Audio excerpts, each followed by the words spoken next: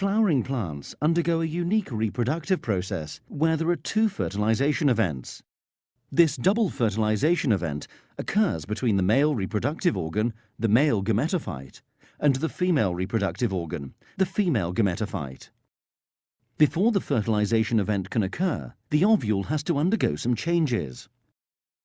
At present, the ovule contains one reproductive cell, known as the megaspore or mother cell.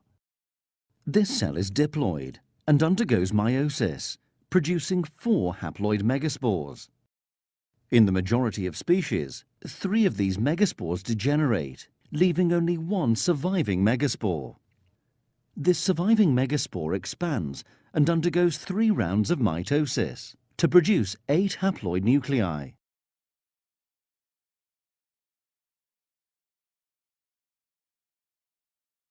As the nuclei have not developed any individual division, they initially share the same cytoplasm.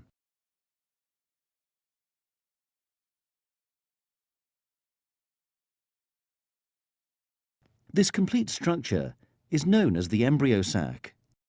Within the established embryo sac, cell walls begin to form between most of the nuclei. 3 cells named antipodal cells form opposite the opening of the ovule, known as the micropyle. Another 3 cells form above the micropyle. 2 of these are synergids, and the other is the egg cell. This leaves 2 nuclei in the center of the ovule. These central nuclei remain together in one large cell. It is the egg cell and this central nucleate cell which will eventually become part of the double fertilization event. In order for the double fertilization event to occur, the male gamete, the sperm, must travel from the anther to the embryo sac within the female reproductive organ.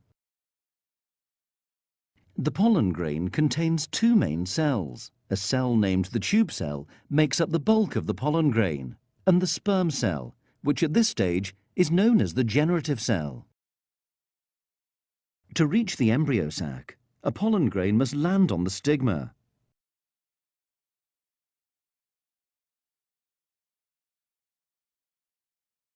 Once landed, it begins to germinate.